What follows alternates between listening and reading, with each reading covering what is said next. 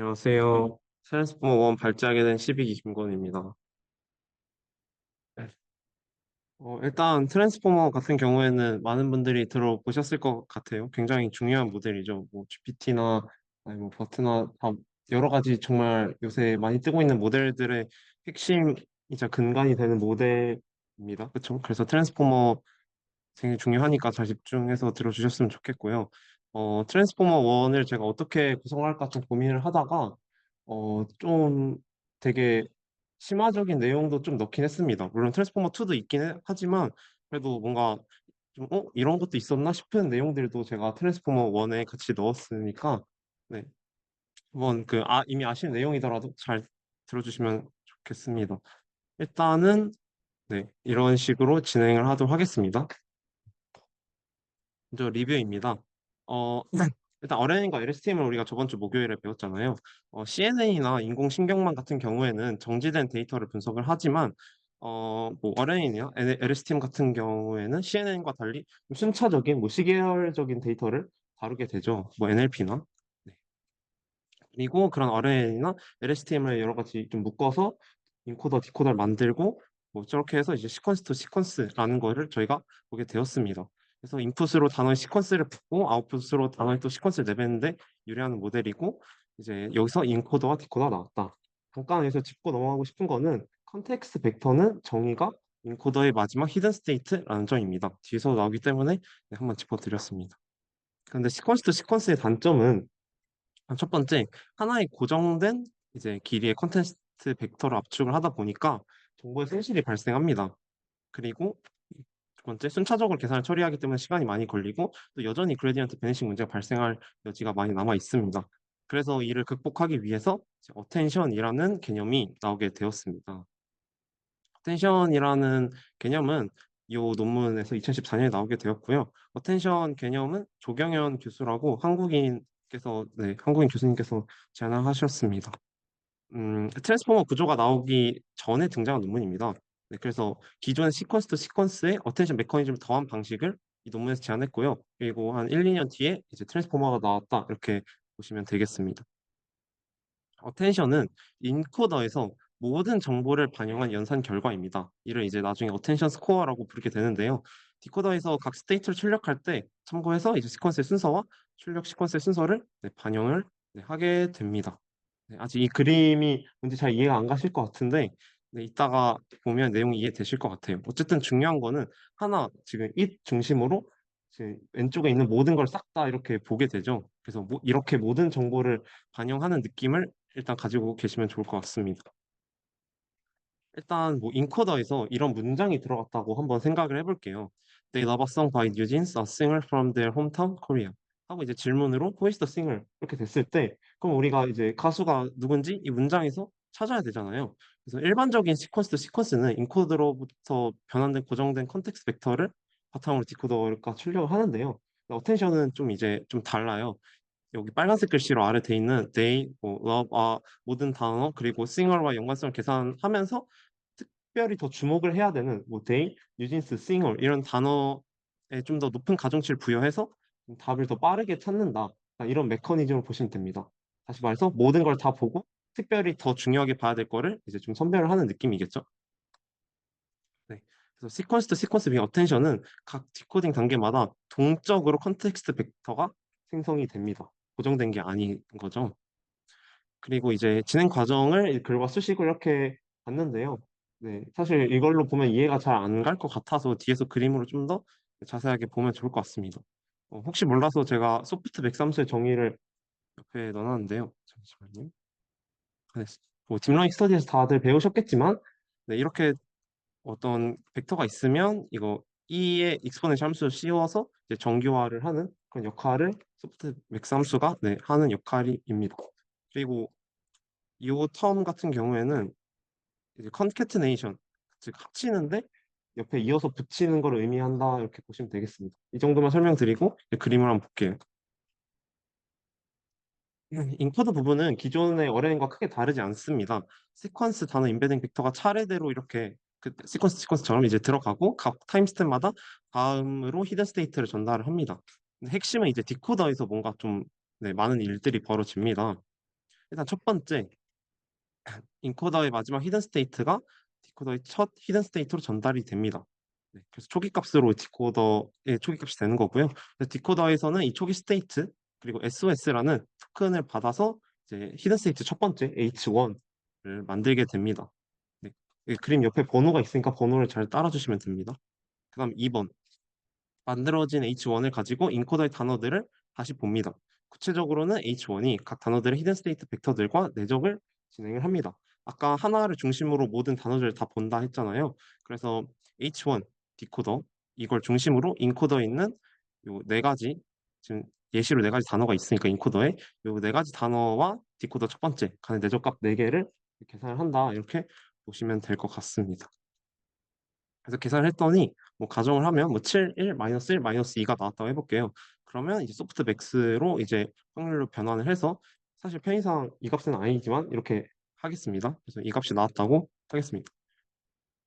그러면 이제 이 값들이 각각 인코더의 히든 스테이트 벡터의 이제 가중치로서 네, 사용이 되는 겁니다. 즉, 요 정보가 이제 좀 더 중요하다, 약간 이런 느낌으로 되는 거겠죠. 그래서 컨텍스트 벡터가 어떻게 구성이 되냐, 0.85 곱하기 요 인코더 히든 스테이트 뭐 이런 식으로 가중치들이 곱해져서 합해져서 이렇게 사용이 된다. 컨텍스트 벡터가 이런 식으로 보시면 되겠습니다. 컨텍스트 벡터가 이렇게 되었고요. 그 다음에 디코더의 직전 히든 스테이트 있잖아요. 직전 히든 스테이트랑 이번에 만든 요거 컨텍스트 벡터를 컨캐트네이트 해서 최종 아웃풋 벡터 YT를 만든다고 보시면 됩니다. 그래서 일반적인 시퀀스 투 시퀀스는 디코더의 스테이트만을 고려했는데요.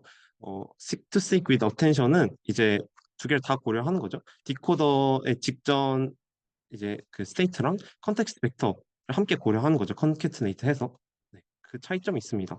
실은 똑같지만 ST 대신에 하나가 더 이렇게 들어갔다, 이렇게 보시면 될 것 같아요. 네, 그래서 YT는 이제 벡터 실수값이니까 최종 출력으로 월드 더가 이제 다시 바뀌어야겠죠. 그래서 이렇게 해서 단어가 나온다. 이 과정을 우리 지금 아까 스타트 이 첫 번째 디코더의 첫 번째에 대해서 이 과정을 이렇게 진행한 거고요.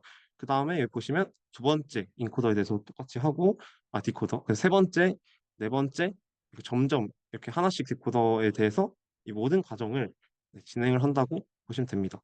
다시 말해서 어텐션은 이제 디코더에서 단어 하나를 출력을 할 때마다 인코더의 모든 단어를 다 보고 뭔가 좀 가중치해서 컨텍스트 벡터를 구성해서 최종적으로 Y라는 단어를 이제 만들어낸다, 이렇게 보시면 되고, 언제까지 하냐? EOS라고 이제 종료 토큰이에요. 그래서 종료 토큰이 출력이 될 때까지 이 과정이 쭉 이렇게 진행이 된다고 이제 보시면 되겠습니다. 그다음에 이제 뭐 이것도 어쨌든 딥러닝 모델의 일종이니까 이제 백프로파게이션이 돼야겠죠. 뭐 일단 먼저 포워드 프로파게이션 방향을 보면 이렇게 가중치 계산이 가중치 계산이 포워드 프로파게이션이 두 가지 방향으로 계산이 됩니다. 아까 여기서 봤던 것처럼 필요 정보를 좀 더 중요한 정보를 보는 가중치 계산 1번 이쪽으로 하나 가고요. 그 다음에 아까 직전 그 디코더의 스테이트를 갖다 가져와서 컨케이트네이트 하는 과정이 있었잖아요. 그래서 이 다음 단어 예측하는 과정에 있어서도 전달이 되기 때문에 좀 두 가지 방향이 있다. 그러면 백 프로파게이션도 마찬가지로 이제 반대 방향으로 가는 거니까 이쪽으로도 한번 오고 이쪽으로도 한번 와서 가중치가 업데이트가 되겠죠. 네, 이거는 되게 간단해서 이 정도만 이해하시면 좋을 것 같습니다.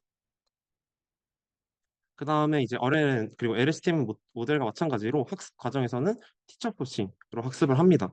이거는 저번 RLN 세션 때 우리가 봤었는데, 원래 방식을 사용하면 한 번 단어를 잘못 예측했을 때 그 다음에 나온 단어들도 연쇄적으로 잘못 예측이 될 수 있잖아요.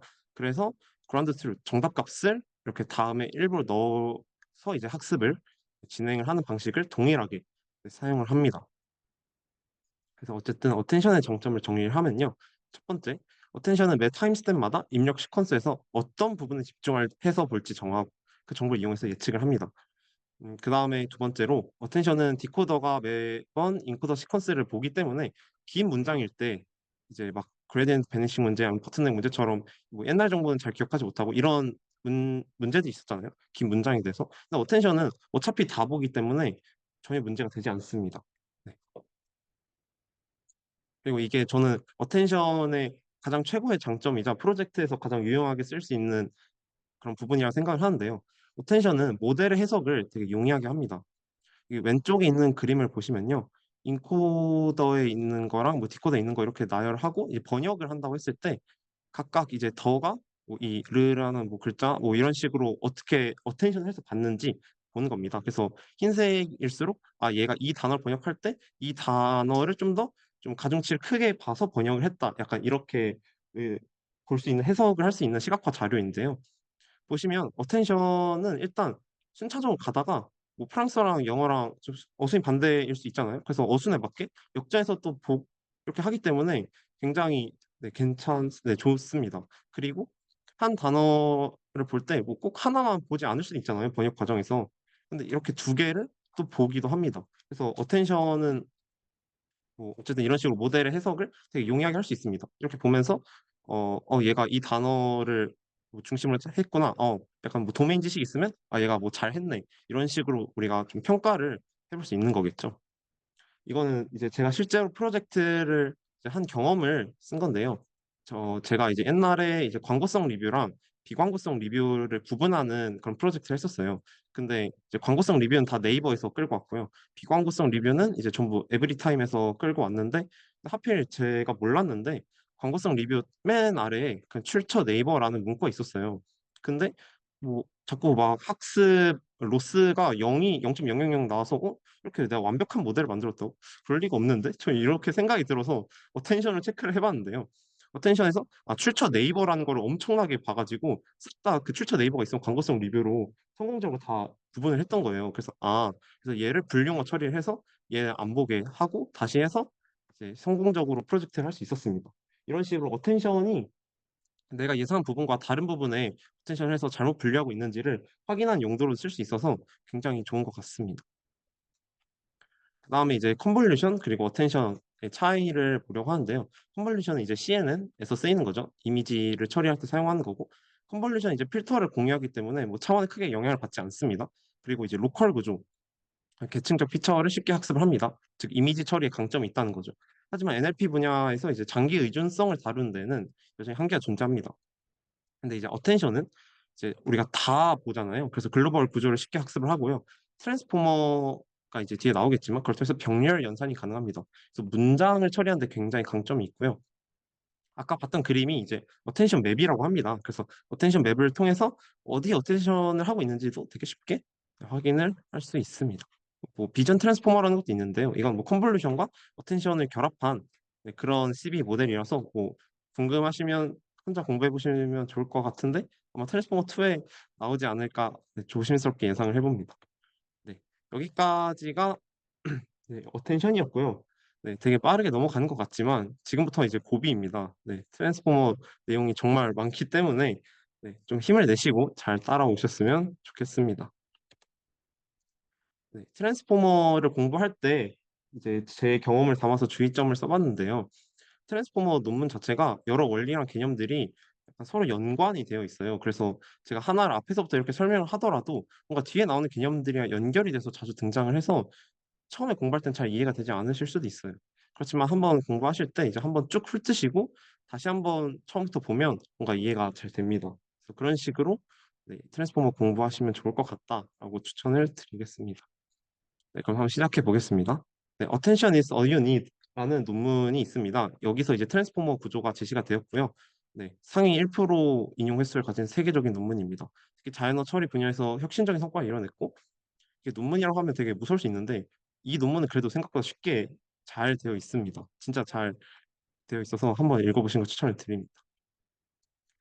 일단은 빅 O 노테이션 오른쪽에 있는 걸 짚고 넘어가고 싶은데요. 이거는 연산 시간 복잡도를 표현한 표기법이에요. 뭐 프린트 뭐 이렇게 문장 하나 있으면 그냥 O1 복잡도를 가진다 하고요. 반복문 이제 n번이 반복이 되죠. 그럼 이제 ON의 복잡도를 가진다 하고 이중 후문이 있죠. 그럼 이제 5의 n제곱 복잡도를 가진다. 이런 식으로 저희가 얘기를 합니다. 네. RNN은 이제 문장을 순차적으로 처리하니까 이제 ON의 복잡도가 필요하겠죠. 그리고 첫 부분을 읽는 동안 뒤에 나온 단어가 뭔지 모르면 사실 알 수 없습니다. 이 문장이 예시 문장인데요. I arrived at the bank after crossing the street river. 근데 뭐 뱅크가 이제 뭐 뜻이 두 개가 있어가지고 은행이라는 뜻도 있고 강둑이라는 뜻도 있어서 뒤에 나온 단어가 뭔지 모르면 뱅크의 의미를 저희가 알 수 없는 거잖아요. 그래서 어뢰는 뭐 이런 단점이 있다. 그리고 ON의 복잡도를 가진다는 좀 그런 단점이 있다. 하지만 트랜스포머는 일단 문장을 어텐션만을 이용해서 동시에 병렬적으로 처리를 합니다. 그래서 이제 문맥을 한 번에 계산을 하기 때문에 문장 길이랑 전혀 관련이 없어요. 그래서 정말 짧은 시간 내에 의미를 파악할 수 있다는 정말 큰 장점을 가지고 있습니다. 트랜스포머를 한 문장으로 정리를 하면요. 시퀀스 투 시퀀스에 어텐션을 더한 게 이제 seek to seek with attention이었잖아요.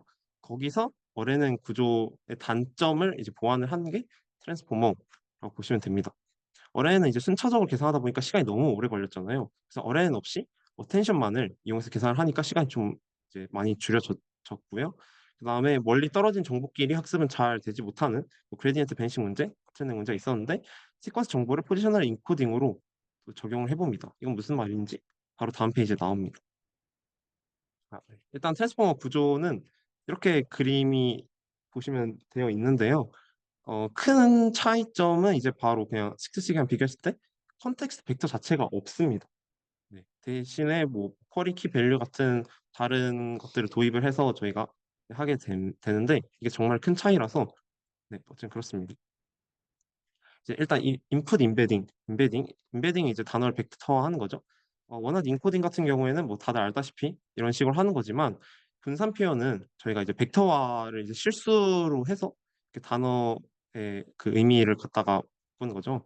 네, 그래서 뭐 월투백이나 뭐 글로브나 뭐 그런 다양한 방법이 있었던 것 같습니다.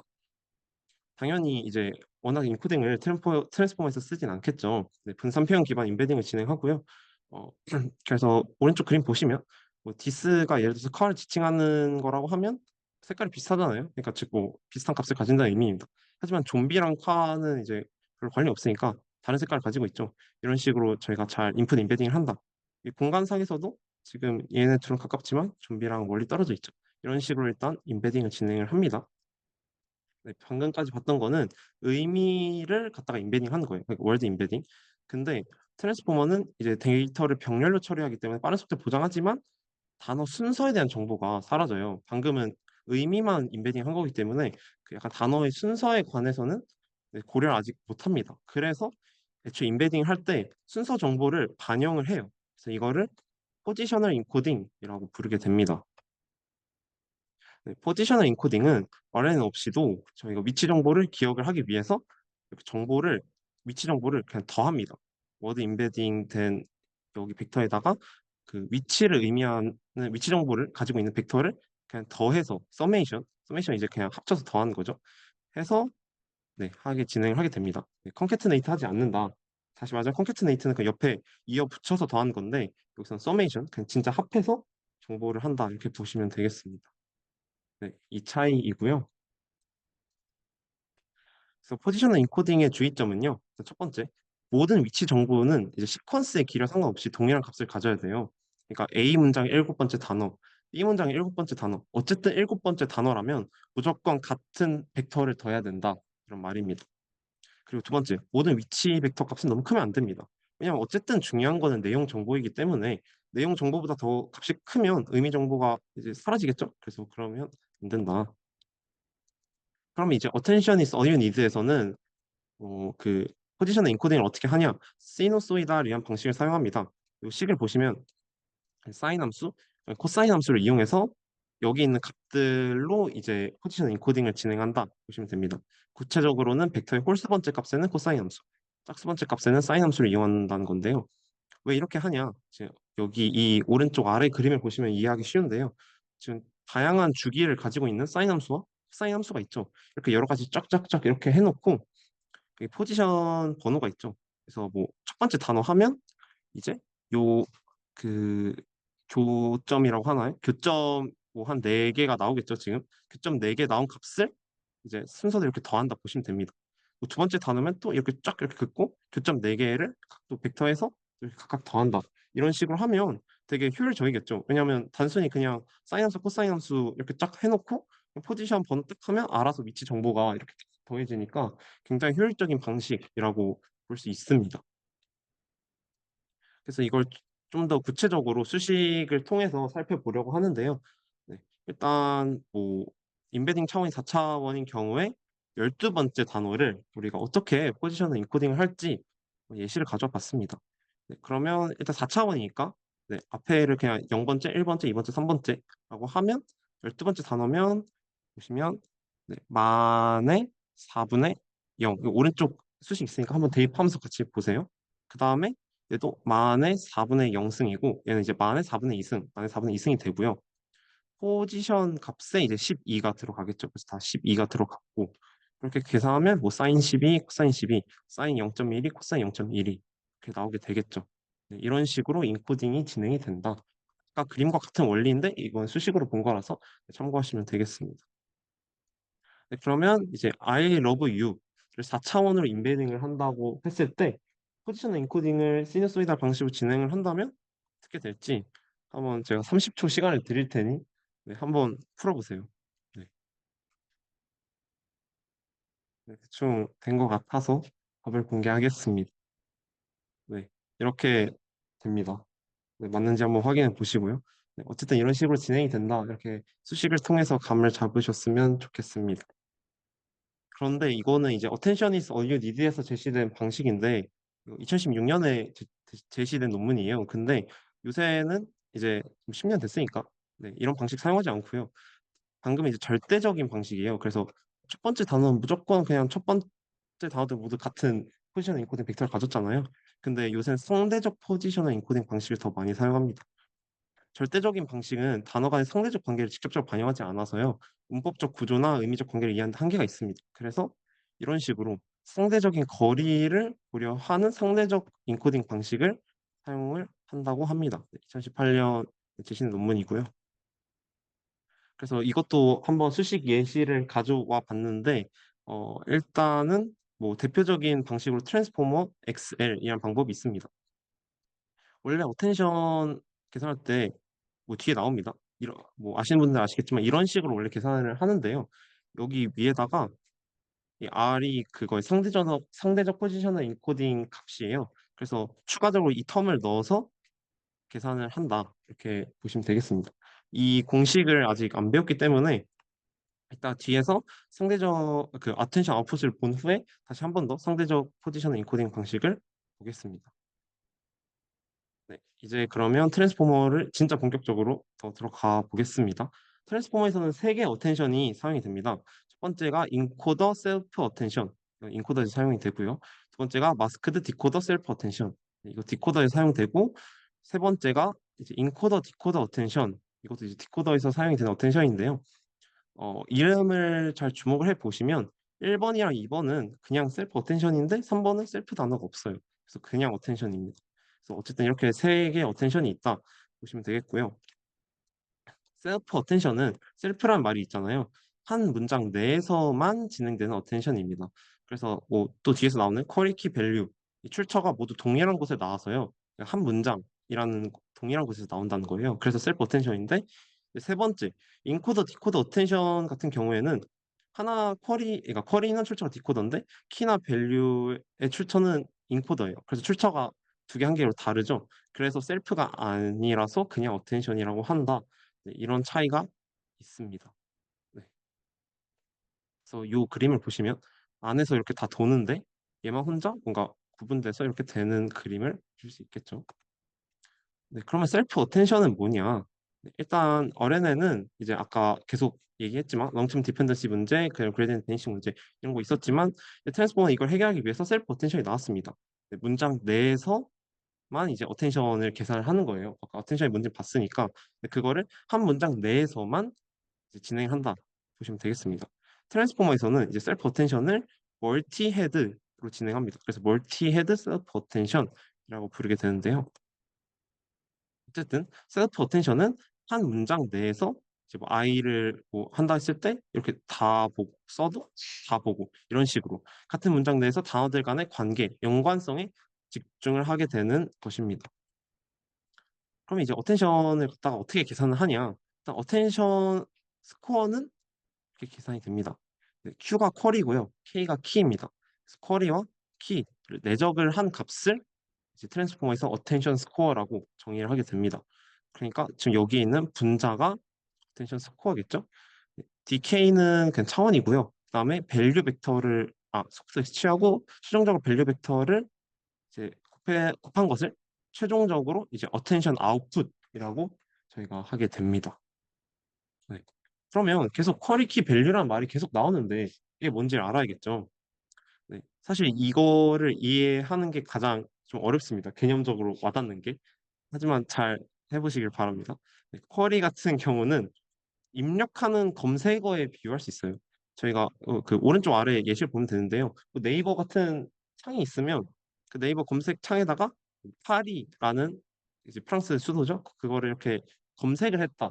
이걸 이제 쿼리라고 생각을 하시면 되고요. 키는 그럼 어쨌든 거기 네이버라는 거기에는 이제 엄청나게 많은 정보들이 있을 거 아니에요. 그 정보들을 의미합니다. 그래서 뭐 파리 이렇게 검색을 하면 이제 그 네이버 안에 원래 있는 정보들과 다 이제 이렇게 비교하면서 관련이 있는지 계산을 하면서 찾아내겠죠. 그쵸. 그 대상이 키가 된다 보시면 되고요. 뭐 어쨌든 쿼리랑 키를 내적을 해서 계산을 했잖아요, 그 점수를. 그러면 최종적으로 이제 밸류 벡터를 곱해서 뭐 1, 0.1, 0.1 하면 이제 1이라 이제 가중치가 되는 거죠. 그래서 그거를 특정 값을 좀 더 키우고 특정 값은 좀 낮추고 이런 식으로 해서 최종적으로 원하는 값, 정보를 출력을 하는 역할을 밸류 벡터가 한다. 이렇게 보시면 되거든요. 이제 잘 와닿지 않을 텐데 계속 설명을 드려볼게요. 네, 수식을 통해서 한번 보겠습니다.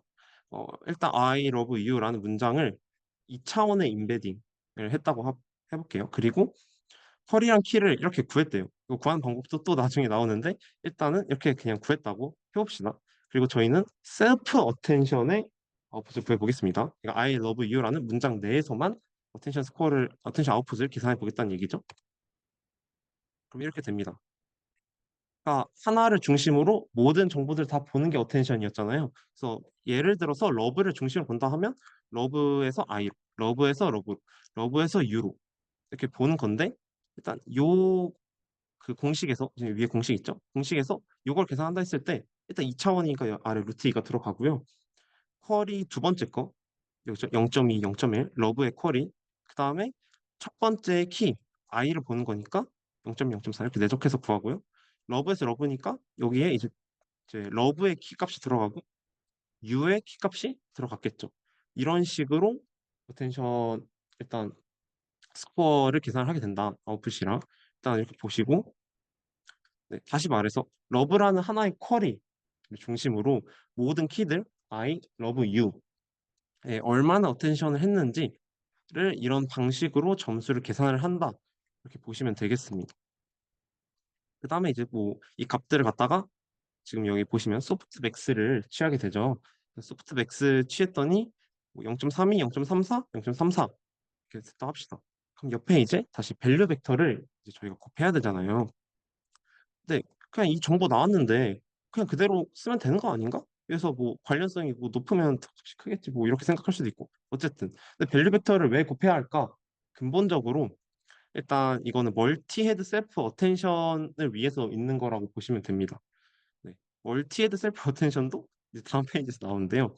네, 멀티 헤드라는 의미는 이제 특정 관계에 집중한다는 거예요. 그러니까 저희가 이렇게 내적을 할때 그냥 의미적으로만 저희가 보는 게 아니고요. 한 번은 명사 관계 집중해서 한번 하고, 한 번 뭐 동사 관계, 한 번은 뭐 인물 관계, 뭐 어쨌든 이런 식으로 좀 다양한 좀 카테고리로 이제 집중을 해서 어텐션을 계산을 하게 됩니다.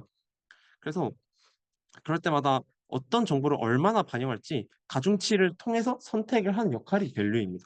그래서 쿼리랑 키는 단순히 어텐션을 통해서 그냥 관련도, 그냥 의미적 관련도 어쨌든 그런 것만을 계산을 한 건데요. 이제 밸류를 통해서는 그 중에서 어떤 정보가 좀 더 중요한지 이제 셀프 어텐션이니까 문장 내에서 문맥적 중요도가 조금 더 높은 거를 좀 더 올리고 낮은 건 내려서 그런 문맥적 중요도를 반영을 하는 거죠. 그래서 그게 밸류 벡터 역할이라고 보시면 되는데요. 그럼 이제 밸류 벡터가 이제 멀티헤드를 위해서 있다고 했잖아요. 그럼 이제 멀티헤드가 다시 뭐냐 말씀을 드리면 아까 말씀드린 것처럼 뭐 문장 타입에 집중을 하거나 명사에 집중, 관계에 집중, 뭐 강조에 집중 이런 식으로 다양한 그 유형을 통해서 종속성을 포착을 하고 이런 관계를 포착을 한다. 이게 멀티헤드 셀프 어텐션입니다. 논문에서는 8번이 가장 최적이라고 제시가 되어 있습니다. 그리고 이제 8번 진행했잖아요. 그럼 8개 결과가 있을 텐데 그거를 컨캐트네이션 합니다. 네, 이어 붙인다는 의미죠. 네, 그래서 컨캐트를 해서 최종적으로 멀티헤드 셀프 어텐션 아웃풋이 네, 나오게 되는데요. 네, 근데 지금 옆에 잘 보시면 또 가중치 하나를 더 곱해요. 컨캐트 한 이후에 네, 5가 이제 아웃풋의 줄임말인데요. 단순히 컨캐트네이션을 하면 그냥 단순히 정보를 합하는 건데 사실 그러니까 쉽게 말해서 첫 번째부터 8번째까지 저희가 그 구했는데 그거를 그대로 합치면 그냥 진짜 합치는 건데 그냥 합치지 않고 또 그 안에서 각각 그 8개 사이에 가중치를 둬서 결합을 하는 겁니다. 그래서 이거를 아웃풋 W? 네, 그래서 이런 가중치를 어쨌든 또 곱해서 한다. 근데 얘는 이제 정사각행렬이에요. 그래서 차원을 바꾸지 않고요. 말 그대로 아까처럼 그냥 특정 값 더 크게, 뭐 특정 결과는 작게, 오로지 이 역할만을 담당하는 행렬 이렇게 보시면 됩니다. 네, 좀 천천히 다시 앞에서부터 차근차근 네, 설명해 보겠습니다. 네, 계속 어쨌든 어텐션 이건 이해하셨을 것 같지만 한 번 더 설명을 드리면 어쨌든 어텐션은 한 가지 단어 예를 들어서 여기서는 싱어와 이제 데이, 러브, 등 모든 단어 나머지 단어들과 연관성 계산을 이제 하는 거죠. 하나 단어 중심으로 다른 모든 단어들과 연관성을 다 계산을 해서 이제 가중치를 계산하고 특히 더 높은 가중치가 있으면 이제 그 정보를 활용을 해서 답을 빠르게 찾는 게 네, 어텐션이었습니다. 네, 그래서 이 그림을 빠르게 다시 보면 어쨌든 그 2번 아까 말씀드린 거죠. 디코더 하나랑 인코더에 있는 모든 정보들을 갖다가 다 계산을 합니다. 근데 지금 여기선 단어가 4개라서 내적값 4개가 나온 거고요. 그 다음에 어쨌든 내적값이 나왔으면 소프트맥스 취해서 이제 가중치가 이렇게 나오는 거죠. 0.85, 0.08, 0.04, 0.03. 그러면 어쨌든 이제 인코더에 이 히든 스테이트를 갖다가 요만큼의 가중치들을 이제 다 가져서 이제 컨텍스트 벡터를 구성을 하게 된다. 이렇게 보시면 되고 그래서 최종적으로 이제 히든 스테이트 원래 여기 있던 거를 그대로 또 한 번 더 가져와서 컨캐트네이트 해서 Y1을 만들고 그거를 통해서 최종적으로 덜한 단어를 만든다. 방금은 이제 스타트 토큰에 대해서 진행했지만 이제 그 두 번째 단어, 세 번째 단어 순차적으로 나올 때마다 동일한 과정을 진행을 해서 최종적으로 이제 단어를 출력을 하는 그런 과정이다. 이렇게 보시면 되겠습니다. 네. 그래서 어쨌든 네.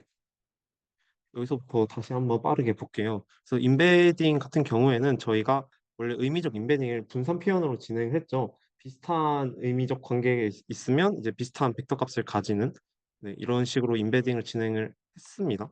하지만 트랜스포머에서는 이렇게 의미적으로만 인베딩을 하지 않는다. 네, 왜냐하면 이제 RNN, LSTM은 이제 시간을 고려하지만 트랜스포머는 똑같이 전부 다 보기 때문에 위치 정보가 사라지기 때문이죠. 단어 순서에 대한 정보가 사라져서 이제 포지셔널 인코딩을 서메이션을 해서 이제 인베딩을 진행하게 됐었죠. 네, 그래서 이런 식으로 월드 인베딩에다가 이제 위치 정보를 더해서 저희가 진행을 했고요. 그런데 이제 여기서 특징은 어떤 문장이든 관계없이 뭐 7번째 단어면 무조건 다 같은 위치 정보를 가지게 된다. 그리고 너무 크면 안 된다. 이랬었고 그럼 어쨌든 그 값을 어떻게 우리가 정하냐? 이제 이 논문에서 제시된 거는 시누소이달 포지셔널 인코딩이었죠. 그래서 사인 함수랑 코사인 함수 여러 주기 이렇게 그렸을 때 포지션 1번이면 쭉 이렇게 해서 여기 있는 교점들 값을 하나하나 하나하나 이런 식으로 더해서 진행한다고 했죠. 그러면 되게 효율적으로 우리가 그 위치 정보를 더할 수 있겠다라는 방법이 있었습니다. 그래서 이렇게 예시도 저희가 살펴봤었고요. 그렇지만 최근에는 잘 이용하지 않는다. 상대적인 포지셔널 인코딩 방식을 사용을 하는데 나중에 뒤에서 살펴보겠다. 그랬고 어쨌든 뭐 아까 봤으니까 공식을 어쨌든 이 공식에다가 여기에다가 추가적으로 상대적 포지셔널 인코딩 값을 더해서 이제 진행을 하게 된다. 뭐지? 썼습니다. 네. 그래서 네, 이제 세 개의 어텐션, 트랜스포머는 이제 세 개의 어텐션을 사용을 하고 인코더 셀프 어텐션, 마스크드 디코더 셀프 어텐션, 그리고 그 셀프 어텐션이 아닌 그냥 인코더 디코더 어텐션이 있었습니다. 이 차이는 셀프 어텐션은 한 문장 내에서만 진행이 되는 거고 쿼리, 키, 밸류 세 개가 다 하나의 같은 문장이 출처입니다. 하지만 그냥 어텐션은 이제 쿼리는 디코더에서, 키나 밸류는 인코더에서 나오기 때문에 출처가 다르기 때문에 이제 셀프 어텐션이라고 부르지 않는다. 이렇게 썼습니다. 네. 그래서 셀프 어텐션은 문장 내에서 보는 거였고, 그러면 이제 쿼리랑 키랑 밸류가 뭐냐를 보기 전에, 그래서 이런 식으로 쿼리랑 키를 내적을 하고 차원을 갖다가, 차원 값을 넣어준 다음에 소프트텍스트 취한 다음에 밸류를 곱해서 어텐션 아웃풋을 계산을 하게 된다. 이때 이 분자에 있는 쿼리와 키 내적 값을 어텐션 스코어라고 정의한다. 그랬었고요. 그래서 다시 쿼리랑 키랑 밸류가 뭔지 살펴보면, 쿼리는 입력을 하는 검색어였고, 키는 이제 쿼리와 관련이 있는지 계산하는 그 문서의 정보죠. 그리고 이제 쿼리랑 키랑 내적해서 어쨌든 결과가 나왔으니 어떤 결과를 더 가져갈지 아니면 덜 가져갈지 정하는 밸류 역할이 있었습니다. 검색 시 원하는 값을 가져가는 것이, 네, 비유가 되었었고요. 그래서 이제 이 예시를 봤었는데요. 이제 I love you 문장이 있고, 이제 이거를 2차원의 임베딩을 한다고 했을 때, 네, 뭐 이렇게 됐다고 가정을 할게요. 그러면 이제 아까 계속 언급해드렸던 것처럼 하나 단어 중심으로 다른 모든 단어를 다 봅니다. 그래서 이 중심된 단어가 쿼리가 되는 거고, 우리가 지금 봐야 될 단어 키가 되는 거죠. 그래서 이렇게 다 내적을 해서 요 그 점수를 계산하게 된다 봤었고, 그래서 러브라는 쿼리가 모든 키들에 대해서 얼마나 어텐션을 했는지 점수를 계산한 겁니다. 그리고 나서 공식대로 소프트맥스 취해서 가중치가 이렇게 나왔고요. 그러고 나서 이제 어떤 정보를 더 선택을 할지, 이제 그걸 밸류 벡터가 역할을 한다 했는데, 그게 왜 있냐? 왜냐하면 멀티 헤드 셀프 어텐션을 우리가 하기 때문에. 어, 그래서 멀티 헤드 셀프 어텐션은 그럼 또 뭐냐? 문장 타입, 뭐 명사, 관계, 강조 여러 가지 유형에 대해서 이제 어텐션을 진행을 해서 이제 이 논문에서는 8번을 진행을 했고, 이 결과들을 컨캐트네이트 한다. 그 얘기를 했었습니다. 그리고 근데 컨캐트네이트 할 때 단순히 모든 동일한 가중치를 두고 그대로 결합을 하는 게 아니라 적절한 가중치를 통해 결합을 하는 행렬을 곱한다. 근데 이거는 정사각 행렬, 즉 차원을 바꾸지 않기 때문에 진짜 말 그대로 특정 정보, 특정 결과를 더 사용하고 덜 사용하는 그런 역할을 하는 가중치 벡터다, 가중치 행렬이다. 네, 이렇게 볼 수 있었습니다. 네. 여기서부터 이제 다시 이제 새로운 내용이죠. 그래서 어쨌든 네, 밸류 벡터는 왜 곱하냐? 다시 말씀드리지만 멀티헤드 셀프 어텐션에서 어떤 정보를 얼마나 더 반영할지 가중치를 통해 선택을 하는 역할입니다. 뭐 명사에 집중할 때는 요 정보가 좀 더 중요할 수 있었지만, 또 그 뭐 동사에 집중을 한다면 또 다른 결과들이 좀 더 중요할 수도 있잖아요. 그래서 그거를 밸류 벡터가 한다. 그래서 쿼리랑 키는 단순히 어텐션을 통해서 관련도만 계산한 거고, 밸류로 문장 내 문맥적 중요도를 반영해서 이제 선택을 하는 그런 역할이었다, 이렇게 보시면 되겠습니다. 그럼 밸류는 어떻게 계산을 하냐? 네, 이렇게 생겼습니다. 이렇게 뭐 이렇게 나왔다고 치면요. 그럼 러브의 셀프 어텐션 아웃풋은 어떻게 되냐? 우리 결과가 아까 이렇게 나왔었죠. 러브에서 I, 러브에서 러브, 러브에서 U의 소프트 맥스를 취한 값이 0.32, 0.34, 0.34 됐을 때 그대로 이게 하나씩, 예, 그 V1, V2, V3 이런 식으로 해서, 네, 최종적으로 어텐션 아웃풋이 나오게 된다. 네, 이게 어텐션 아웃풋 끝까지 본 겁니다. 네, 그래서 이런 식으로 나오고요. 그러면 이제 아까 우리가 상대적 포지셔널 인코딩 했었잖아요. 이제 이 공식이 뭔지 이해가 잘 되실 것 같아요. 대신 이제 요것만 더 추가된 거죠. 네, 그래서 이런 식으로 실제 모델에서는 R 또한 쓸 때는 이제 파라미터인데요. 뭐 대충 이렇게 그냥 나왔다고 가정을 해볼게요. 근데 이거 특징을 보시면 그냥 마이너스 2는 내 단어, 아까 막 쿼리에서 키가 이렇게 다 봤을 때 뭐 한 단어 차이, 뭐 같은 단어 또 반대쪽으로 한 단어 차이 이렇게 있었잖아요. 그걸 의미합니다. 마이너스 2는 쿼리를 중심으로 키가 뭐 두 번째 전에 있었나 봐요. 그리고 플러스 1이면 이제 쿼리를 중심으로 키가 뭐 하나 앞에 있는 그런 걸 의미하겠죠. 네, 그래서 그런 식으로 R 값을 이렇게 해서 위에 분자에 더하게 된다, 이렇게 보시면 됩니다. 그래서 이것도 시간을 드릴까요? 네, 1분 정도 드릴 테니 한번 계산을 해보시면 좋을 것 같습니다. 네, 어느 정도 하신 것 같아서 네. 아직 제가 밸류 벡터는 공개를 안 해서 뭐이 정도 하셨을 것 같은데 이란 게 두 번째 단어 의미하는 겁니다. 네, I love you로 하셔도 되고요. 어쨌든 그 위에 이렇게 내적을 한 거에다가 그대로 이제 이 러브 두 번째 단어 쿼리 넣고 방금 새로 넣은 지금 이건 마이너스 1이겠죠? 두 번째 단어에서 첫 번째 단어 뭐지? 잠시만요. 아, 반대인가 봐요. 네, 죄송합니다. 네, 첫 번째 단어에서 두 번째 단어가 어쨌든 플러스 1이니까 네, R 플러스 1. 그래서 0.05, 0.15가 이렇게 들어갔다. 이런 식으로 네, 포지셔널 인코딩 상대적으로 진행이 된다. 이렇게 보시면 되고요. 그래서 여기 소프트맥스 취하고 또 밸류 벡터 곱하는 뒤의 과정은 동일합니다. 단지 여기에 이렇게 분자만 추가가 됐다. 이 정도만 네, 확인하시면 좋을 것 같습니다. 네, 트랜스포머의 이제 장점을 한번 보려고 하는데요. 트랜스포머는 어쨌든 행렬을 통해서 병렬적으로 계산을 하는 게 정말 엄청난 큰 장점입니다. 단어에 대해서 아까 일단 워드 임베딩을 진행했죠. 의미에다가 위치 정보까지 더해서 진행을 했고요. 논문에서는 이 차원을 아까 DK 있었잖아요. 512차원이 가장 효율적이다라고 제시를 하고 있습니다. 근데 이 벡터가 바로 들어가지 않아요. 이 벡터가 이제 아까 우리 위치 정보까지 더해진 이 벡터가 가중치 행렬을 거쳐서 이제 쿼리랑 키랑 밸류라는 벡터가 나와요. 그래서 이 벡터로 우리가 아까 막 이러쿵저러쿵 계산했잖아요. 네, 그래서 다시 강조드리지만 이제 의미와 위치가 함께 임베딩된 벡터를 그대로 활용한 게 아니고 쿼리, 키, 벡터로 바꿔서 우리가 그거 가지고 하게 된다.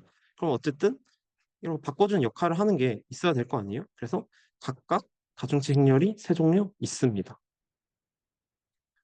그런데 지금 이 I love you라는 문장이 있으면 love에서 I로, love에서 love로, love에서 you로 방금 했는데 뭐 어쨌든 I에서 가는 것도 있고 그 U에서 가는 것도 있고 총 3 곱하기 3이니까 9가지의 계산해야 되는 경우의 수가 있잖아요. 근데 사실 그 9가지 서로 뭐 연관되어 있는 게 아닙니다. 저뭐 RNA, LSTM 같이 전에 있는 정보를 꼭 끌고 와서 이어서 계산한 게 아니고 그냥 병렬적으로 계산해도 문제가 없어요. 그래서 행렬을 통해서 병렬로 계산을 합니다. 그러니까 동시에 9가지가 싹 이렇게 계산이 되는 거죠.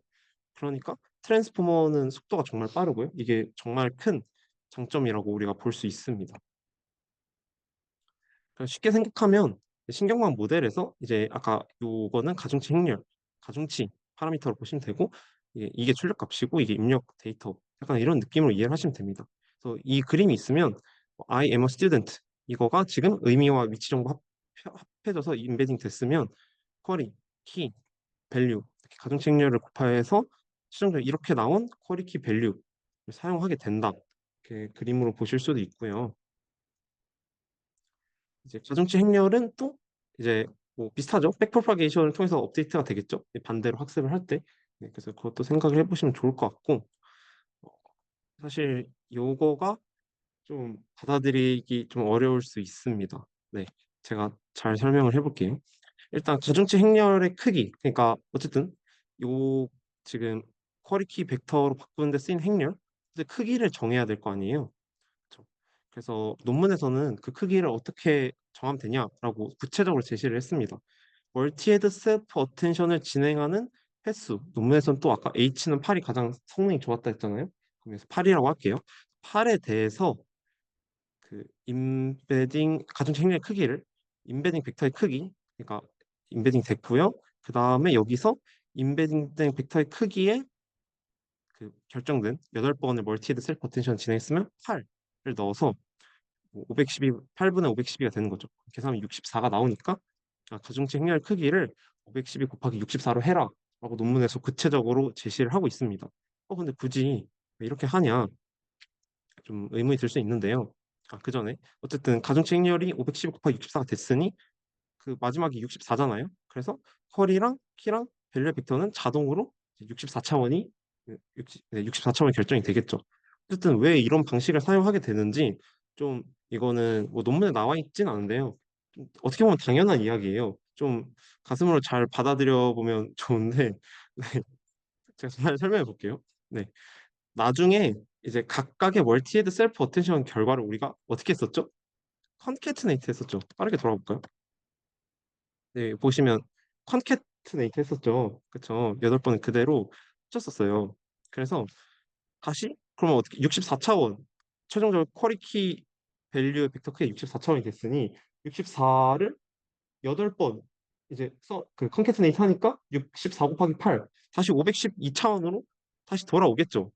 그러니까 초기 임베딩 벡터 처음에 우리 위치랑 의미 정보 임베딩 했던 그 벡터처럼 다시 돌아오게 되는 거예요. 근데 우리 W 뭐 또 하나 더 곱하지 않았냐. 근데 이거는 또 정사각 행렬이랑 이렇게 차원을 바꾸지 않고 그냥 가중치 그냥 또 그것만 역할만 해준다 그랬었어요. 그냥 바꾸지 않고요. 그러니까 임베딩 벡터의 크기로 최종적으로 어쨌든 다시 돌아오기 위해서 이 과정이 되는 거예요. 그쵸? 다시 말씀드리면 어쨌든 멀티헤드를 하기 위해서 일단 8분의 1씩 쪼개 놓고 다 합하니까 다시 원래 임베딩 벡터 크기가 되기 때문에 이거를 8로 나눠서 계산을 한다. 네. 이렇게 좀 받아들이시면 좋습니다.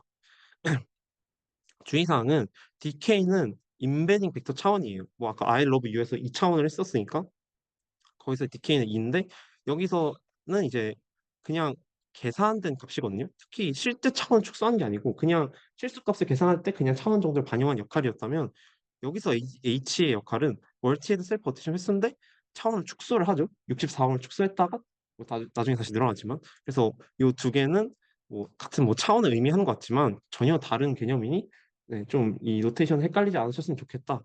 이렇게 짚고 넘어가 보겠습니다. 근데 왜 가중치 행렬을 사용하는 걸까? 뭐 아까 쿼리랑 키랑 밸류 벡터를 왜 사용하는지 설명을 드렸는데 네, 같은 이야기입니다. 쿼리 벡터랑 키 벡터는 이제 모두 이제 임베딩 벡터를 바로 활용을 하면 그러니까 여기 가중치 행렬을 원래 곱해서 쿼리 키 벡터로 활용했는데 사실 그 중간에 가중치 행렬 없이 월드 임베딩 벡터를 그대로 쿼리 키 밸류를 사용을 하면 잘 생각해 보면 셀프 어텐션일 때 쿼리 벡터 셋이랑 키 벡터 셋이랑 정확히 같은 벡터 셋이 되겠죠. 그죠? 그냥 그대로 가는 거니까 쿼리랑 키랑 같을 수밖에 없어요. 네, 다시 말해서 쿼리는 하나고 키는 뭐 여러 개를 계산하니까 뭐 내 포함된다 말 썼는데요. 어쨌든 같은 셋이니까 네, 주변 맥락을 충분히 반영이 안 됩니다. 네, 그래서 직접적인 단어적 의미만 반영이 되고 뭔가 좀 더 문법 아니면 좀 더 고차원적인 그런 구조 즉 이제 간접적인 의미는 반영을 하지 못합니다. 그래서 중간에 이제 각각 얘가 이제 중심이 된 단어 그리고 검색의 대상이 된 단어를 분리를 해서 따로 가중치를 해서 구분을 해야 약간 좀 더 복잡한 그런 것도 잡아낼 수 있다. 약간 이런 식으로 네, 생각을 하시면 되겠습니다. 네, 정확히 같은 벡터셋이 된다는 거는 네, 이해하셨을 것 같아요. 네, 그래서 이제 아까 전에 오른쪽에 있던 그림이 그대로 컬이랑 네, 키랑 네, 활용했을 때 나타낸 그림이고요. 요것처럼 이제 그 쿼리랑 키랑 한 다음에 이제 잠시만요. 네, 여기 가중합이 아까 계속 말씀드렸지만 그 밸류 벡터의 역할이었죠. 그래서 가중합을 해서 이렇게 된다. 네, 이렇게 보시면 되겠습니다. 이제 네, 첫 번째 인코더 셀프 어텐션을 설명드렸는데 이거 벌써 두 개나 더 남았어? 네, 막 이러실 수 있는데 두 번째랑 세 번째는 거의 똑같습니다. 이건 되게 가벼워서 네, 편하게 들으셔도 괜찮습니다. 네, 두 번째를 설명을 드리면 똑같아요. 진짜 똑같은데 앞에 마스크드란 단어만 좀 더 집중을 하시면 됩니다. 인코더에서는 한 번에 모든 토큰을 다 받았잖아요. 우리 막 그 어텐션 봤을 때 하나 그 모든 것들 다 봤잖아요. 근데 디코더에서는 이제 조심스럽게 한 번에 하나씩 토큰을 생성을 합니다. 왜 그래야 되냐면 우리 뭐 말할 때 아니면 뭐 GPT 같은 거 생각을 했을 때 단어가 착 이렇게 한 번에 나온 게 아니고 일단 하나 출력해 보고 그걸 중심으로 그 다음 단어를 나오고 이게 하나씩 저희가 말할 때도 하나씩 이렇게 말을 하게 되잖아요. 그러니까 미래에 내가 무슨 말을 할지 몰라요. 그러니까 GPT도 미래에 뭔가 할지 모르는 거니까 미래를 look ahead 금지. 그러니까 미래를 보지 않고 현재 시점을 기준으로만 하나씩 보기 위해서 마스킹이라는 것을 진행을 하게 된다. 이렇게 보시면 됩니다. 마스킹 무슨 얘기냐? 여기 보시면 이 노란색이 핵심인데요. 마이너스 그 인피니트 보이죠? 마이너스 무한대입니다. 그래서 이런 식으로 절반을 싹 날리는 겁니다. 그래서 루커헤드 금지해서 지금 현재 시점 정보만 이런 식으로 활용을 하게 된다. 네, 같은 그림인데요. 원래 왼쪽은 이렇게 되어 있지만 나머지를 다 마스킹을 해서 네, 지금 시점 기준으로만 이렇게 하나씩 출력을 하게 된다. 미래 정보를 루커헤드 하지 않는다. 네, 완전 똑같죠? 다만 절반을 마스킹한다. 이거를 언제 한다? 디코더에서 한다. 이게 마스크드 디코더 셀프 어텐션입니다. 네, 방금 두 번째 셀프 어텐션 받고 이제 세 번째 인코더 디코더 어텐션입니다. 이것도 디코더에서 일어나는데요. 아까 말씀드렸다시피 쿼리는 디코더에서 나오고 키와 밸류는 인코더에서 나오는 겁니다. 뭐 다른 말로 뭐 크로스 어텐션 이렇게 부르기도 하는데요. 여기 그림에서 빨간색 화살표를 잘 보시면요. 이 빨간색 화살표는 이제 그 인코더 마지막 층에서 키, 밸류를 가져온 모습이고요. 여기 옆에 화살표 하나 더 있죠. 검은색으로. 이거는 그냥 직전 디코더로부터 쿼리 벡터를 가져온 겁니다. 이렇게 해서 두 개, 한 개를 가져오게 되고요. 어, 그래서 인코더의 정보를 함께 활용해서 단어별 가중치를 계산을 하게 된다. 그러니까 디코더는 이제 이전 단어와 인코더의 출력 벡터들 사이 유사도를 고려해서 다음 단어를 예측을 하는 겁니다. 약간 쿼리라는 단어를 생각하시면 이 쿼리를 일단 넣고 이제 학습한 인코더가 학습을 하는 역할이잖아요. 거기서 학습되어 있는 키랑 밸류를 가져와서 정보를 이렇게 결합을 해서 단어를 출력을 한다. 그러니까 이런 느낌으로 생각을 하시면 됩니다. 쉽게 생각하면 6 이게 업그레이드 버전이에요. 그래서 저희가 아까 맨 처음에 말씀을 드렸던 것 같은데 컨텍스트 벡터의 정의는 인코더의 마지막 히든 스테이트라고 했습니다. 인코더는 학습이 되어 있는 애잖아요. 그래서 거기서 어쨌든 키가 아까 말씀드렸다시피 검색의 대상이 되는 거잖아요. 그러니까 뭐 데이터베이스 생각하시면 되겠죠. 그 키랑 이제 밸류를 가져오고 디코더에서 이제 검색 하나만 넣는 거잖아요. 하나 이렇게 딱 넣으면 이제 다음 단어가 쫙 이렇게 나온다. 그러니까 이런 느낌으로 네, 생각을 하시면 되겠습니다. 이제 조금 약간 마이너한 부분들을 조금씩 짚어보려고 하는데요. Feed Forward Neural Network, 줄여서 FFN 또는 FFNN 이렇게 부르는데요. 얘네는 이제 이렇게 생겼습니다. 네. 어디서 뭔가 많이 보셨을 수도 있는데 얘는 이제 원 바이 원 그 커널 사이즈가 1인 원 바이 원 두 개 컨볼루션과 유사합니다. 우리가 이거를 언제 사용을 했었냐? 그 CNN 아마 2 세션에서 아마 나왔던 것 같습니다. 네, 거기서 차원을 확장을 시켜서 하고 다시 축소시키고 뭐 버튼의 뭐 그런 거였던 것 같아요. 그럼 완전히 똑같은데 이걸 NLP에서 진행을 한다 보시면 됩니다. 어쨌든 이렇게 선형 비선형 그 렐루 중간에 넣고요. 선형 변화를 통해서 차원 늘렸다가 렐루 통과하고 다시 차원을 줄이는 그런 역할을 합니다. 네, 그래서 이 렐루가 이제 0이었다 x가 되잖아요. 그래서 중요한 특성 강조하고 덜 중요한 특성 약화한다. 이런 역할이라고 보시면 됩니다. 논문에서는 저희가 512 차원이 가장 좋다 했잖아요. 그래서 이거를 4배, 2048, 2048 차원으로 변환시키고 다시 512 차원을 줄여라. 이게 가장 효율적이다라고 또 논문에서 제시하고 있습니다. 또 논문에서는 아까 말씀드린 것처럼 CNN에서 이 과정과 유사하다 이렇게 이해를 하면 된다라고 직접적으로 설명을 하고 있습니다. 네, 그래서 여기서 차원을 늘리는 이유는 큰 차원에선 표현력이 아주 다양해지고 렐루를 통해서 비선형성 확보를 한 다음에 다시 핵심 정보만 추출해서 효율화를 하게 된다. 이 역할을 이제 FFNN이 하게 된다. 이렇게 보시면 되겠습니다. 그 다음에 여기선 또 레지듀얼 커넥션을 사용해야 됩니다. 이것도 뭐 CNN2에서 나왔던 것 같아요. 레즈넷에서 제시는 개념이죠. 그래서 그냥 이 활성 fx를 사용하는 게 아니고 fx 더하기 x 더하기 x를 추가를 해서 그레디언트 베니싱 방지하고 레이어를 많이 쌓아도 문제가 되지 않도록 네, 그렇게 네, 추가가 되어 있고요. 잘 보시면 그래서 화살표가 하나 띡 이렇게 나와 있죠. 그래서 레지듀얼 커넥션이 있습니다. 그 다음에 이게 좀 약간 마이너한 부분들 중에서 그나마 가장 중요한 내용일 것 같은데요. NLP에서는 배치 노멀라이제이션 진행하면 패딩으로 인해서 정규 보장이 안 됩니다. 배치 단위는 뭐 쉽게 생각하면 우리가 일반적으로 그냥 사용하는 정규 방법이죠. 그냥 배치 사이즈에서 뭐 5개 하면 5개 뽑아서 그 5개들 안에서 정규화를 진행하는 되게 일반적인 방식이잖아요. 근데 사실 그러니까 NLP에서는 그렇게 하면 안 돼요. 왜 안 되냐? 이 그림을 보면 단번에 이해가 되는데요. 그 문장 길이가 예를 들어서 나는 최근 파리 여행을 다녀왔다. 5개 나누죠. 뭐 배치, 정교화는 데이터 사이의 통계를 사용한다. 뭐 이건 6개고 이거는 7개의 길이를 가지고 있습니다. 앞에서는 문제가 되지 않습니다. 배치 정교화는 이렇게 세로로 되는 거라 보시면 되는데 끝으로 가면 이런 식으로 지금 남잖아요. 이제 실제로 문장 길이가 다를 때 이건 당연한 건데 NLP에서는 이제 무조건 그 문장 길이를 정해요. 문장 그냥 그 길이를 정하고 남은 공간은 제로 패딩합니다. 0으로 다 박습니다. 그럼 이렇게 됐을 때 뭐 문장 길이가 다르게 되면 0, 0 단어 이렇게 있으면 사실 얘는 전개 효과가 굉장히 떨어지게 되는 거잖아요. 사실 이미지에서는 어차피 다 이미지 다 해상도가 같으니까 이런 문제가 발생할 염려가 없어서 그냥 배치 노멀라이제이션 하면 됩니다. 근데 문장에서는 이런 식으로 다 길이가 다르기 때문에 네, 이런 식으로 하면 안 된다. 그래서 레이어 노멀라이제이션이라고 다른 방법을 진행을 하게 됩니다.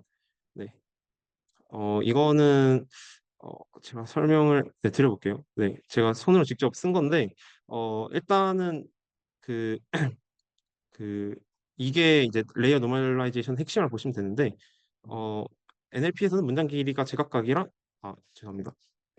요거를 보여드리려 했는데 그 레이어 노멀라이제이션을 하면 패딩 토큰이 해당 문장 내에서만 영향을 미칩니다. 그래서 요 수식을 보시면 그래서 문장 1 이렇게 있다 봅시다. 여기 첫 번째 단어를 1, 2, 3 이런 벡터로 바꾸고 뭐 4, 5, 6, 7, 8, 9 했다 보고요. 문장 두 번째를 10, 11, 12, 13, 14, 15 문장이 뭐 끊겨서 0, 0, 0 이렇게 제로 패딩이 됐다고 해볼게요. 그러면 이제 층정교화 한국말입니다. 층정교화는 이제 각 문장 내에서 지금 초록색 이렇게 하나 안에서 그 노란색 이렇게 하나 안에서 정교화를 진행하게 됩니다. 그래서 이 전체 지금 초록색 보시면 그래서 평균은 9분의 1부터 9까지 이렇게 해서 5 나오고 그런데 여기서는 10, 11, 12, 13, 14, 15, 0, 0, 0을 9로 나눴어요. 그러니까 이 안에서만 그 제로 패딩의 역할이 제로 패딩이 반영이 되는 거죠. 그렇죠? 그래서 이런 식으로 해서 크게 문제가 되지 않는데 반면 이게 만약 배치 정교화라면 이야기인데요. 그 여기 잘 보시면 하늘색, 초록색, 이게 무슨 색깔이지? 어쨌든 연두색. 네, 이렇게 보면 이제 얘는 배치는 이제 차원별로 정교화를 하는 거니까 하늘색끼리 하면 무조건 0이 들어갈 수밖에 없고요. 초록색도 0이 들어갈 수밖에 없고 이 연두색도 0이 들어갈 수밖에 없습니다. 어떻게 하든 간에 패딩이 있는 순간 배치 정교화에서는 패딩 값이 정교화에 반영이 될 수밖에 없습니다. 이러면 이제 적절하지 않겠죠. 아까 그림에서 본 것처럼. 그래서 신정교화 레이어 노멀라이제이션을 사용을 하게 된다. 이렇게 이해를 해주시면 좋을 것 같습니다. 그 다음에 또 이제 이거는 어텐션 is all you need 논문에서는 제시되지 않았는데요. 포스트 놈이 있고 프리 놈이라는 게 있습니다. 말 그대로 사전 정규화, 사후 정규화. 정규화를 언제 하냐 그 순서를 이야기하는 건데요. 논문에서는 그냥 뭐 별 생각 없이 그냥 이렇게 했대요. 어텐션 하고 FFN은 거치고 레이어 노멀라이제이션 이 순서로 진행했는데요. 이런 논문이 있습니다. 이런 논문에서는 순서를 좀 바꿔서 하면 좀 더 성능이 좋대요. 그래서 먼저 정교화를 하고 그 결과 어텐션 하고 FFN을 거치래요. 그래서 이게 좀 더 트레이닝이 안정적이다. 그리고 현재는 대부분 이 방식을 가지고 있다. 이렇게 또 알아주시면 좋을 것 같습니다. 그래서 이제 뭐 다른 것도 더 넣어서 최근 구현된 트랜스포머 방식을 총 정리해봤습니다. 어텐션 is all you need에서 좀 많이 바뀌었습니다. 그래서 최근 방식은 먼저 일단 정규화를 아까 한다 말씀드렸고 그 다음에 리니얼 차원 확대 네, 아까 보신 차원 확대하는 거 그 다음에 원래 렐루를 거쳤잖아요. 그래서 지금 FFNN 과정인데 렐루 대신에 갤루라고 오른쪽 그래프 보이시죠? 0가 다 X가 한 게 아니라요. 약간 이렇게 됐다가 이렇게 됩니다. 어떻게 뭐 가우시안을 좀 어떻게 더해서 해서 뭐 갤루인데요. 어쨌든 이렇게 갤루 함수를 사용한다고요. 들어봐. 이거는 딥러닝 스터디에서 하셨을 것 같아요. 뭐 각 노드가 뭐 특정 확률로 꺼지거나 뭐 켜지거나 그런 거였죠. 그래서 어쨌든 FFN에는 그 다 그 하나하나를 노드를 생각했을 때 그거를 뭐 통과한다, 통과 안 한다 이렇게 보시면 되겠습니다. 드롭아웃을 하고 다시 FFN은 그 나가면서 리니어처럼 축소하고 레지스터 컨디션 한 다음에 또 그 결과에서 드롭아웃을 한 번 더 한다고 합니다. 한번 더 한 다음에 최종적 결과를 반영하는 게 네, 최근 방식이라고 합니다. 네, 이 코드가 지금 왼쪽에 있는 내용 그대로 반영을 한 거라서요. 네, 관심 있으시면 네, 자세히 보시면 좋을 것 같습니다. 네, 이제 거의 끝났는데요. 여기서부터는 사실 트랜스포머 2에서 아마 설명드릴 내용이지만 간략하게 한번 보겠습니다. 여러분들 뭐 GPT 다들 써보셨을 것 같습니다. GPT는 그 Generative Pre-trained Transformer의 줄임말입니다. 네, 어쨌든 트랜스포머 기반인데 그래서 디코더만 사용한 게 GPT라고 보시면 됩니다. 그래서 다음 토큰 예측한 방식으로 사전 학습을 합니다. 뭐 월드2백이랑 비슷하죠. 네, 어쨌든 그렇고 근데 이것도 아마 트랜스포머 2에서 아마 하지 않을까 생각을 하는데 뭐 GPT 1, 2, 3, 뭐 4, 뭐 5, 1, 5, 3 뭐 이런 거 들어보셨을 것 같아요. GPT 3, 그리고 3.5까지는 그냥 트랜스포머에서 디코더만 딱 이렇게 떼도 문제 없었어요. 그냥 데이터셋을 엄청 크게 갖다 때려 박으면 성능이 잘 나왔다 이렇게 설명하고 있는데요. GPT-4부터는 그렇게 그냥 데이터셋이 그냥 단순히 많다고 잘 되지 않아요. 뭐 RLHF, 뭐 Reinforcement Learning from Human Feedback 이라는 뭐 기법이 있습니다. 인간 선호도를 반영한 강화 학습인데 뭐 이런 방법 아니면 뭐 Instruction Fine Tuning이라고 해서 뭐 어쨌든 그런 여러 가지 방법들을 좀 더 동원을 해야 정말 똑똑한 뭐 O1, O3 그리고 GPT-4가 나올 수 있어요. 그래서 어쨌든 뭐 이런 게 있는데 사실 요새는 계속 강화학습이 되게 뜨고 있는데 어쨌든 간에 근간이 되는 모델은 GPT는 어쨌든 결국 트랜스포머입니다. 그래서 트랜스포머를 공부하는 게 중요하다 이렇게 말씀드리고 싶습니다. 그리고 버트 같은 경우에는 이제 Bidirectional Encoder Representation for Transformers의 줄임말입니다. 이거는 이제 텍스트 분류, 토큰 분류 이런 분류 문제에 되게 적합합니다. 감성 분석 같이 뭐 긍정, 중립, 부정 이런 거에도 뭐 정말 많이 쓰이고요. 그래서 감성 분석은 무조건 그냥 거의 버트다. 뭐 이렇게 보시면 됩니다. 어쨌든 이거는 트랜스포머에서 인코더만 뗐습니다. 그래서 인코더만 떼고 뭐 이런 식으로 뭐 다양하게 사용할 수 있다. 이렇게 보시면 되겠습니다. 그래서 네, 거의 다 끝났는데 서머리입니다. 저희가 일단 seek to seek with attention을 통해서 attention이 뭔지 봤죠. 그래서 원래 seek to seek은 뭐 컨텍스트 벡터가 뭐 고정되어 있어서 그리고 또 막 long-term dependency 뭐 이런 거 되게 많았는데 사실 모두를 갖다가 보는 attention을 하면 전혀 문제가 되지 않았다. 그런데 이제 이 attention에서 컨텍스트 벡터를 빼고 트랜스포머라는 게 나왔고요. 트랜스포머에서 그렇게 해버리면 위치 정보 사라지니까 포지션 인코딩을 했고요. 그 다음에 어텐션 스코어를 셀프 어텐션 이런 방법으로 했고 그런데 그거를 이제 한 번 한 게 아니고 다양한 관점에서 멀티헤드를 진행했고 그 다음에 뭐 부수적으로 뭐 피드 포 네트워크, 뭐 레시듀얼 커넥션 그리고 레이어 노멀라이제이션 이런 거를 통해서 뭐 좀 더 성능 높였고 마지막으로 방금 GPT와 를 모았습니다. 네, 추천이 이렇게 되는데 어 여기 진한 글씨로 제가 문자 해놨는데 다 읽어보면 재밌어요. 나중에 한번 읽어보시는 걸 추천드립니다. 네, 이상입니다. 감사합니다.